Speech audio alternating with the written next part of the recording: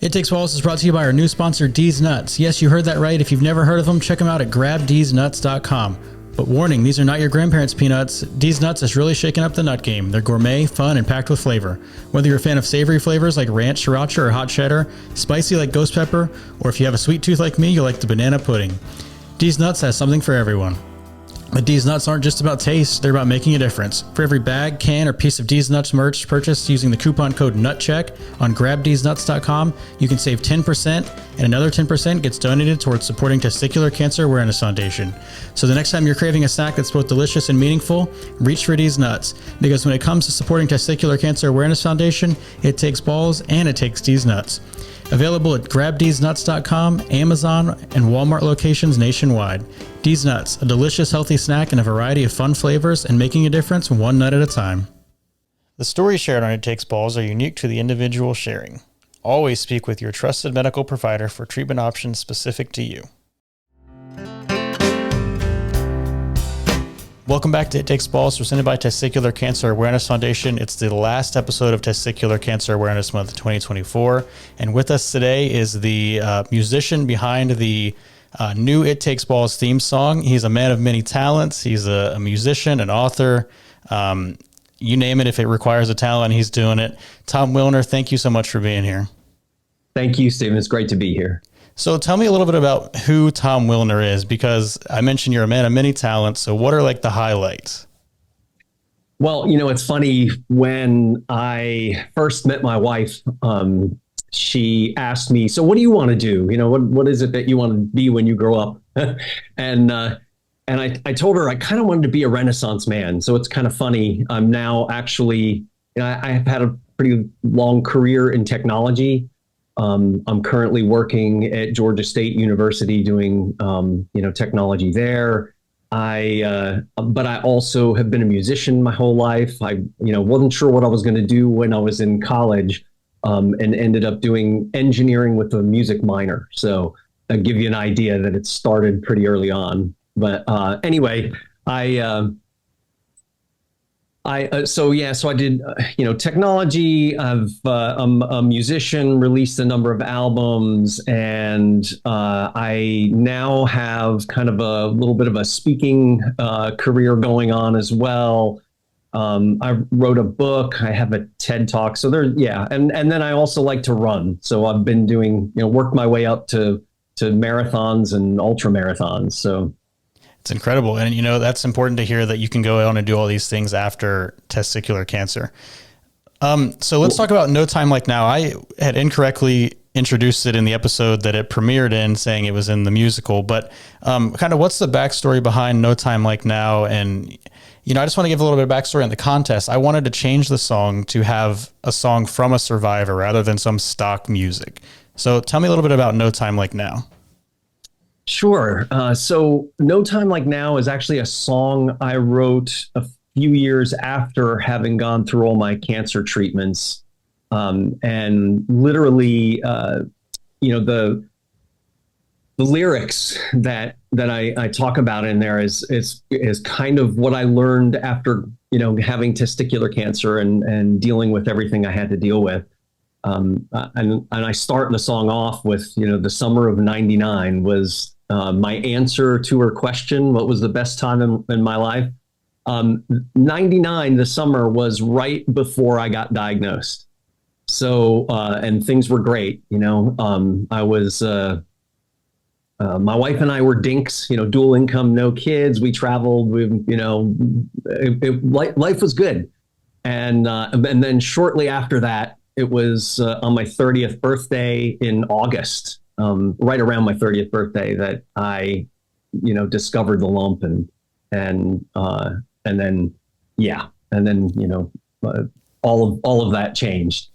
So the song is really kind of the big takeaway that I got from the whole thing, is that there really is no time like now. This is kind of all we have. We have a series of right nows that happen over and over, and everything else is the past and hasn't happened yet. So that's kind of the whole point of the song to me. That's amazing. And you were going to play a little bit. I don't know if you want to do that now or if you want to do that later on. Sure, I'd be happy to do it now.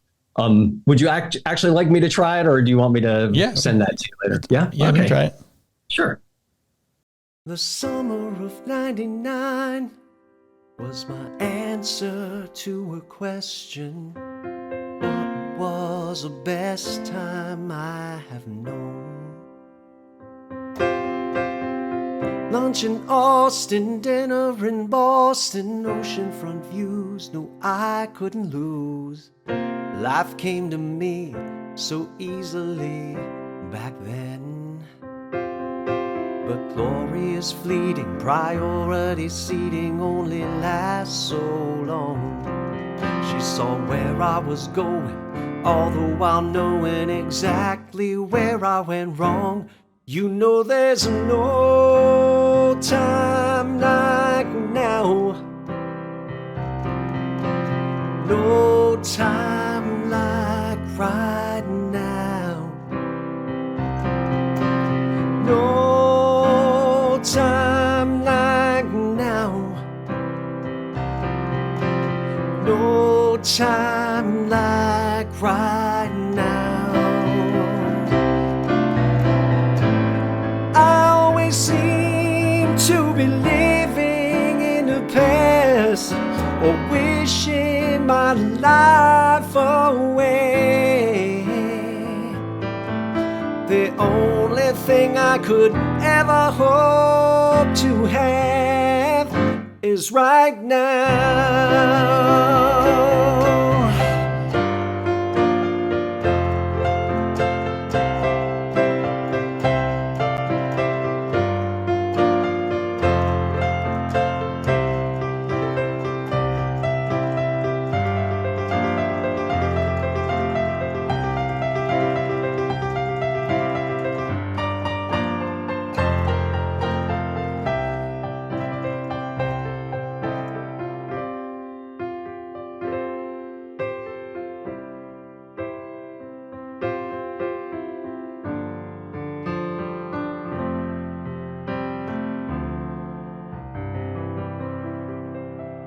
That was awesome. And it was great to hear it with the lyrics, because obviously in the intro and the end of the podcast, we don't have the lyrics. So thank you for doing that for us. Cool. Yeah, absolutely. Thank you. So let's talk about your testicular cancer story. You mentioned it was like 1999 time frame. So where were you in your life at that time? You said you were roughly 30. Yeah. It was literally almost my 30th birthday. What a wonderful present. And my wife and I, we were talking about starting a family. We hadn't done that yet, we're approaching 30. So it seemed like, we really need to start thinking about this if we're going to. So it was particularly crazy that it was testicular cancer right at that point in my life. And yeah, based on everything that we went through, that was a major factor for us, and involving fertility clinics and the whole bit. Talk more about the fertility part of it, because I know, we know that banking sperm is like a huge part of this. And I don't know what it was like in 1999. Did they know as much about the importance of banking sperm then?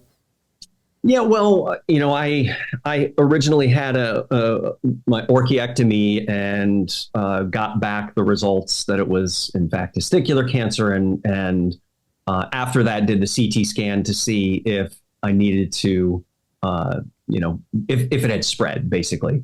It was hard to tell. I've since found, I've done CT scans much more recently, and back then they weren't nearly as detailed as they are now. So, basically they said there were some lymph nodes that looked like it could have been suspect. And so my urologist basically said, I'd recommend that you go to a fertility clinic and make some deposits before, if we're going to move forward with the RPLND, there's a risk that you won't be able to conceive naturally. So I did. And it was very strange. It was very strange for me to, leave work and go to a fertility clinic and do that act. In fact, in my musical, I actually wrote a song about that called "Masturbating in a Cup." What kind of like led you to find your testicular cancer? Was it a lump you felt? Like, were you doing your self-exam? Was it some pain?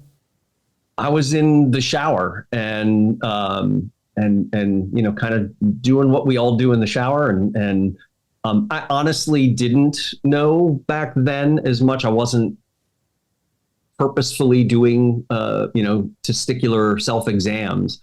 But it's just as I was showering and cleaning everything, I noticed that there was something that didn't feel right, something I'd never noticed before, a little lump on one of my testicles. And interestingly enough, you know, I was probably just like many guys, and not that familiar with, you know, what was going on. And it might have ended there and gotten much worse, but I did mention it to my wife, and she immediately knew what I needed to do. And she was the one who scheduled the appointment with the urologist. So if it wasn't for her, would you have put it off?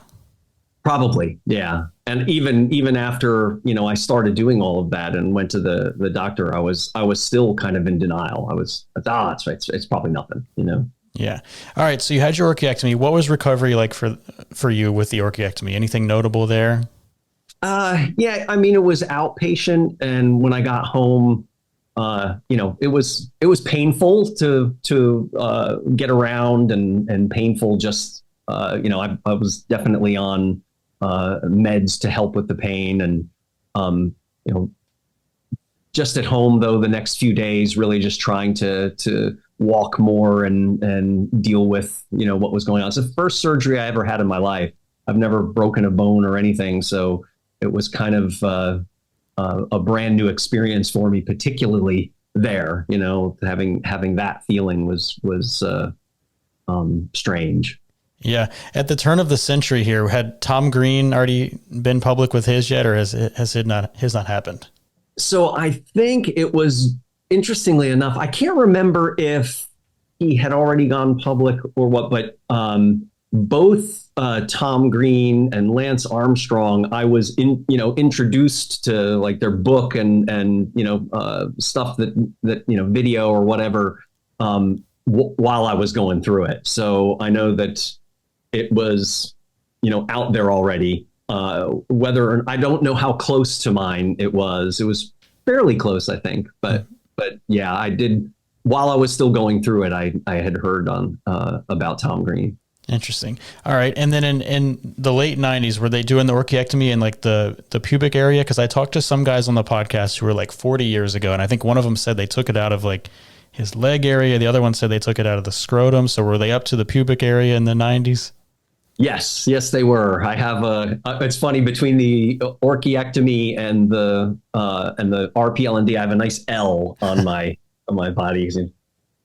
So yeah, I have it down on the pubic area for the orchiectomy. Very strange to think that it was pulled out from there. Yeah. All right. So you had chemo or no? I did eventually. So my experience was, you know, I did go on with the RPLND, and that one at the time too, I think was a lot. It was different than what's available now. So I had to spend the week in the hospital. And the way I usually put it is I had to learn how to walk, eat, and go to the bathroom again.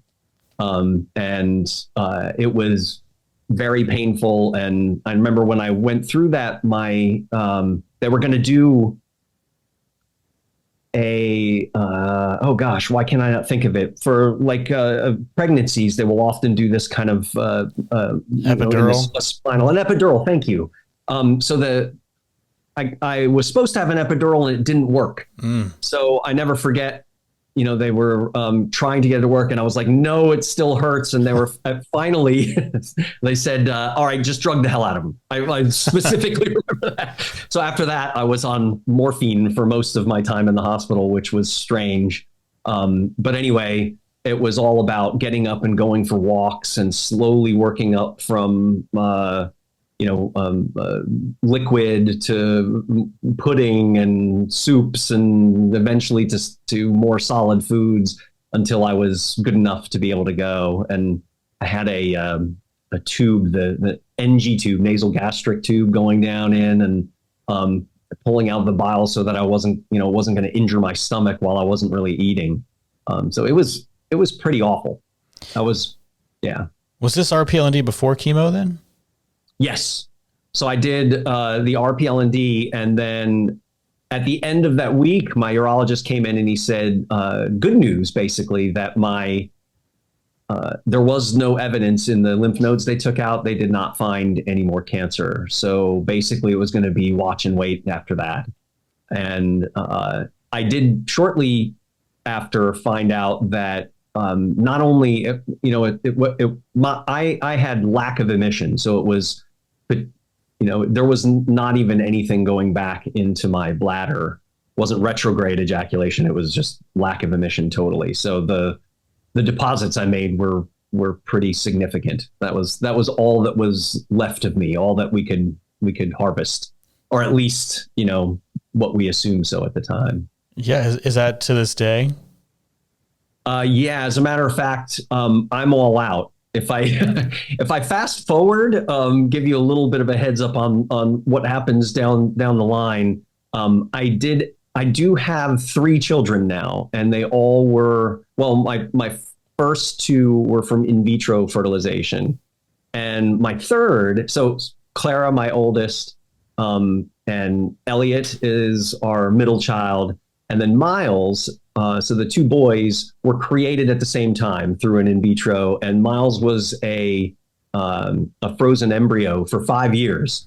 He was in the freezer for 5 years. We like to say that he's pretty chill, and which is kind of true. If you get his if you meet him, you would understand. But and so we like to joke too that they're sort of technically fraternal twins born 5 years apart, which is kind of weird to think about. But so we ended up with 3 children from those 2 deposits at the fertility clinic. That's amazing. We've used everything up. So likely not unless they, perfect cloning, it's probably done for me. We talked about you being a musician. And I know that you mentioned you did have chemo, right? Yeah. So, yeah. So was the cisplatin at all, was that a concern with your hearing and your ability to work with music? Good question. Yeah. So what ended up happening is, I was doing the watch and wait, and 3 months later, I went in for what, I was kind of considering to be just a normal follow-up visit. I had already sort of thought, hey, I beat this thing. I'm done. And then I came into my urologist's office, and after pleasantries, he was like, okay, well, so I have some bad news. We found metastasis in your lung. And then he showed it to me, and he introduced me to a thoracic surgeon. It was overwhelming. So that was also a very bad day. And shortly thereafter, I had the lung surgery and went on chemo. Only 3 weeks later, they didn't even, the normal time to finish healing would be about 6 weeks, and maybe, longer than that before you're fully healed. But that's usually when they would consider you pretty much over it. They had me start chemo 3 weeks in because they wanted to hit it pretty quickly. And I ended up doing 4 rounds of BEP, which was pretty aggressive. And they felt like I was, otherwise, other than this, I was fairly healthy, fairly young, that, I should be able to take it. I know after coming to one of the Testicular Cancer Awareness Foundation conferences, I talked to somebody that if I had the same symptoms and same diagnosis today of what I did then, my treatment would be a lot different today. I probably would have had the orchiectomy and maybe a round of chemo. But I ended up doing kind of a lot different. So yeah, during that, the cisplatin, to your original question, yes, it did affect my hearing. And what's interesting is my oncologist when I asked him about that, because I noticed it with almost every sense, like during the cycle, at some point, my touch, my vision, hearing, taste, everything kind of got messed up. But to me, it was particularly noticeable with the hearing. It sounded almost like probably like what you were talking about when it's overloading, like the piano sound gets too loud and it starts to buzz, and basically everything started sounding like it was a little transistor radio turned up too loud for the speaker. It was distorting, and I didn't have much high end or low end. And I talked to my oncologist about it, and he was like, no, I haven't heard of that before. Must be your, as a musician, you're particularly attuned to that. But to this day, I have a pretty significant high end hearing loss and pretty bad tinnitus. I deal with it constantly. I can hear it all the time, and I just kind of tune it out as best I can. So how has that affected your career as a musician? Or do you just kind of trust that you have the know-how to hit these high notes or hear these high notes? Or yeah, well, so a couple of things that it did from a musician standpoint, it's really tricky during recording. So during mixing, what I tend to want to do, and what I did originally, is I would really boost the high end. It sounded good to me. And then I would send it off to get mastered, and it would come back just like overwhelming. It was awful, because they boost everything after that point. And I was like, oh my God, what is wrong? And they're like, well, it was pretty, do you need me to cut out the high end? It was kind of, so I actually learned over time that I had to listen differently. I had to turn it a lot further down than I would like to have hear it, like when I would like to have heard it, in order for it to be correct. And I eventually, got tools that could let me hear it sort of almost like mastered, before having it mastered. I could hear what it will be like when it gets compressed and kind of squished up at, loud volumes and such. And then I could kind of say, oh, okay, I got to pull back on the high end. So really, I just had to compensate. So I almost mix my recordings to a place where I don't think it sounds quite as good as it should, but it ends up okay. Is that frustrating to you at all? Because you seem like a very roll with the punches kind of guy. So do you get frustrated by these kinds of things, or is it just something you deal with? And I think that was something I learned going through it. I had to adjust so many times to so many different things. And I try to live with no regrets, and I try to, I'm happy to be here. Right. So it's been 25 years. So I'm thrilled. This is officially, from diagnosis, this is my 25-year cancerversary this year.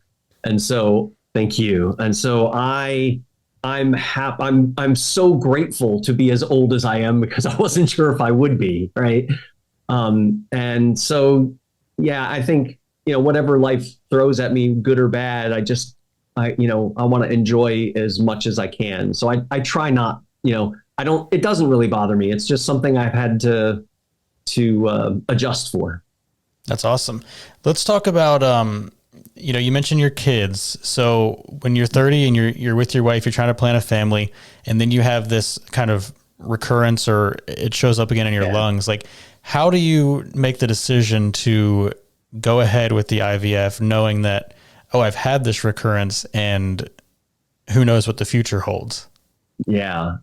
So good question. And actually, I even kind of addressed that in the musical, because that was such a big thing for us then. There's a scene where I literally sort of capture something that really happened to us, a discussion about that very, very thing. And, we weren't sure what was going to happen. And my wife was very interested in starting in vitro fertilization, even though, we weren't sure what was going to happen with me. And she kind of made the point that, well, it's hard to even think about or talk about, but if I lose you, at least maybe there'll be a part of you still here afterwards. So, yeah, she was persuasive. So we thought about it afterwards. Like, yeah, okay, let's do it. And, yeah. And so interestingly enough, she was nauseous, from morning sickness while I was nauseous from chemo. Yeah. What insights can you give on the process of IVF? I think we've only talked to one other guy who has been through it and has also had a successful pregnancy, but anything else that you can add? It's interesting. It turns the whole process into a very scientific thing. And so, some of the strange things was learning how to give shots to my wife so that she would be hyperstimulated to create a lot of eggs, so that they could harvest those and then take the sperm and put them together and hopefully create embryos, a bunch of embryos. So it was, I think the thing too that was really difficult was it is very expensive and very few health insurance companies will cover it.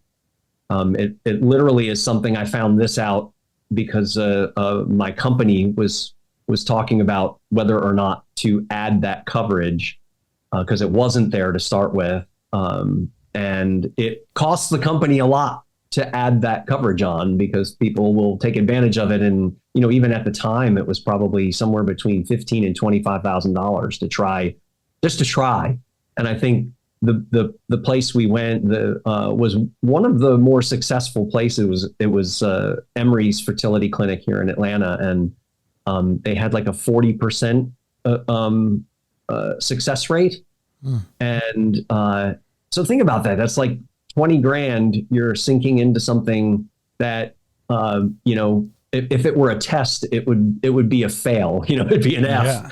Yeah. Your chances of not getting pregnant were higher, or chances of not having a child was higher than having one. So that was really strange. And we tried a lot of other methods, besides in vitro, IUI and other things that we could potentially do. I know for my our middle child, we tried a frozen embryo transfer from our first IVF, and the IUI and the frozen embryo transfer neither worked for us, and we ended up. I remember I used to joke with my son Elliot that I borrowed off the house to have you. Let's talk more about the musical now, because that's using your talent for kind of, I guess, maybe coping with your testicular cancer. And I look at this podcast, I wouldn't say that I'm a talented podcaster, but I started this podcast because I have like a media background. So, this is kind of my way to give back. So talk about like your decision to do the same with the musical. Yeah. So when I was going through it, I actually had, I started to journal. In fact, it was somebody had given me, I was a musician at the time, and someone gave me The Artist's Way by Julia Cameron. And it's a way, it's supposed to be this way for creative people who might be stuck to open up and figure out something new. So one of the big things one of the practices basically that you do in the Artist's Way is called morning pages. So every morning you're supposed to just dump out what's ever in your head. I write 3 pages, just whatever is in your mind, a stream of conscious, it doesn't have to be anything impressive, just dump it out. And turns out that was incredibly cathartic for what I was going through. So it was a good thing. But one of the things that she said would happen is that, you, after doing this for a while, and some of the other things that you do, that, you'll have these little, those moments of clarity. You'll have something will pop into your head in that writing that is significant and creative. And I, in fact, had just that. And, speaking of religion, this was one of the first times I think where I felt like this was something that came through me. I was just the conduit. It almost didn't feel like, this was my idea. It was something that came to me.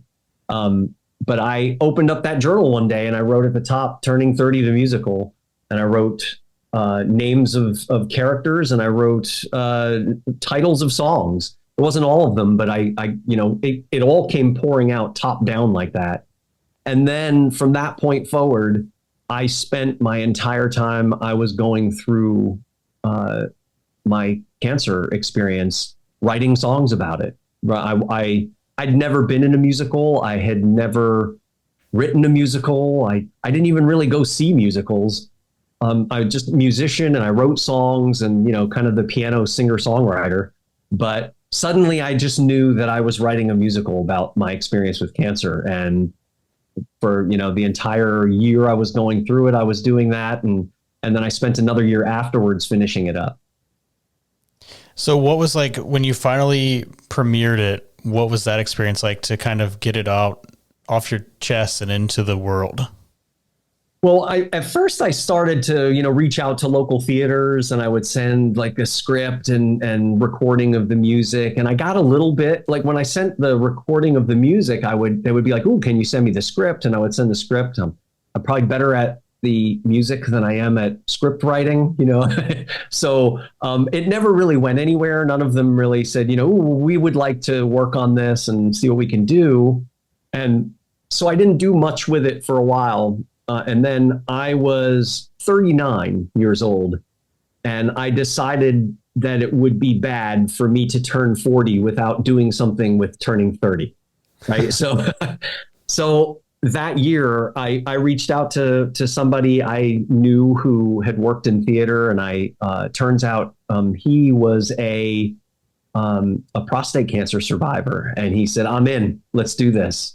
And so we did basically a staged reading, and I, did it with my people I had played in a band with and some other folks, and he helped produce the whole thing, and I recorded it, both video and audio, so I have kind of it captured and all, and it was great, and I loved doing it, and I ended up doing it probably 3 more times. Before I raised money to do a workshop of it. And so I literally had hired actors, and I got to sit and watch it get done, which was pretty wild. But it still didn't, I didn't get it picked up. I'm still, still hoping that I will, that I might be able to do, a full staged production of it at some point. But I ended up getting called from somebody who did healthcare education, and a few years after that, and she had read there was a story in the newspaper about my musical, and later the workshop and all, and she held on to that paper, and she liked to do healthcare education that was a little more unusual, a little more creative. And one of her speakers had to cancel kind of last minute. It was 3 weeks before her event, and she got appendicitis. And so she pulled out that newspaper, and the speaker got appendicitis. She, the founder of this healthcare company, called me and asked if I might be interested in doing my show for this class, teach about the patient experience. And I said yes. I didn't know how I was going to do it, because I normally have a bunch of characters and stuff, but I figured no time like now than to create a one-man version of this show. And so that's what I did, and ended up doing that for a number of years. And that kind of really kicked off more of my speaking career, I suppose. And so I use both the stories and music to, tell my story and hopefully teach some good stuff. That's incredible. Can people watch the recording anywhere? I feel like I've seen it on TCAF's website, but I'm not sure. Maybe I'm dreaming. I have publicly, I have out there just kind of little, almost like trailers of it. But I do have the full recording of it. And for a long time, I had CDs and DVDs, but that's gone by the wayside. It's all streamed now. I do have it streamed out there, but I don't have it publicly available. So at some point, I'll figure out kind of what I want to do with that. I'd be, if you or any of your listeners are interested, I would be more than happy to send you a link that you could watch it. Yeah, definitely. I'll watch it. I haven't seen it yet, so that'd be great. Yeah. Great. So coming up on 25 years of survivorship, how, after the musical that was turning 40 and since, what has life been like in those 25 years? So, I think obviously going through that changed my perspective on everything. And so, I joked a little bit about Renaissance Man, but I started running because I thought, I need to be healthier. I need to do something that's good for me. And I love the joke I heard a comedian say one time. It's like my father started running a few years ago. We don't know where the hell he is. So that's kind of what I just decided I was going to run 3 days a week. I figured that was something I could fit into my schedule. And so I started doing that. And each weekend I would run a little bit further.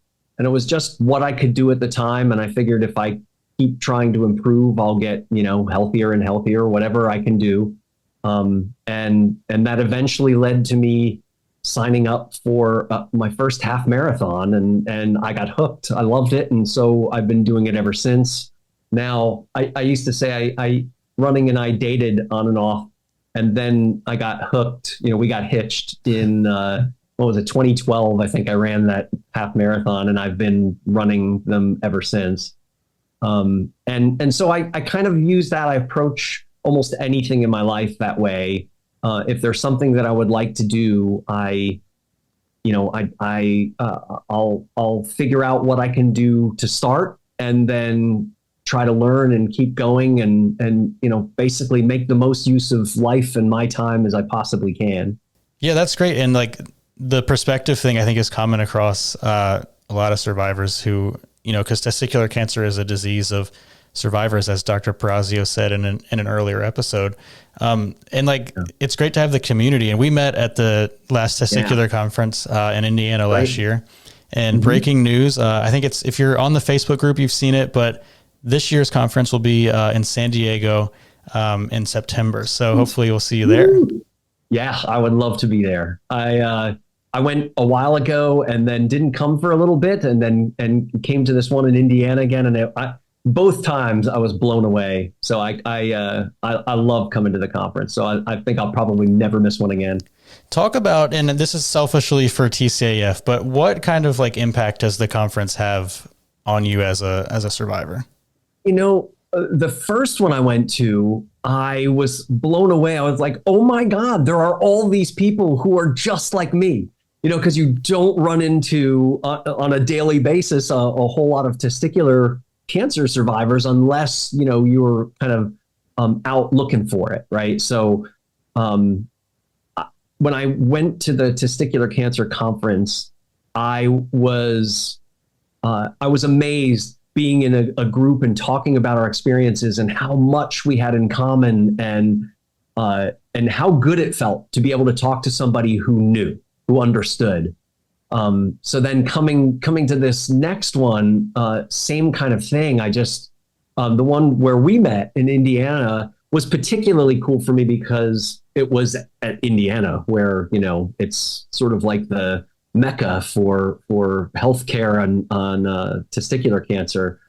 So all the speakers were amazing and so approachable. And I felt like it's my tribe. Everybody there has been through this, and they come from all walks of life, but we got that in common. And it's amazing to be able to be around a bunch of people who know. Well, speaking on behalf of Kim, we appreciate that glowing testimonial there and testimonial.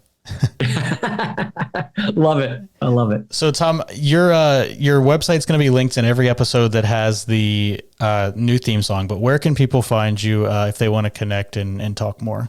Sure. So I got a couple of things. My main website is tomwillner.com, and that's 2 L's.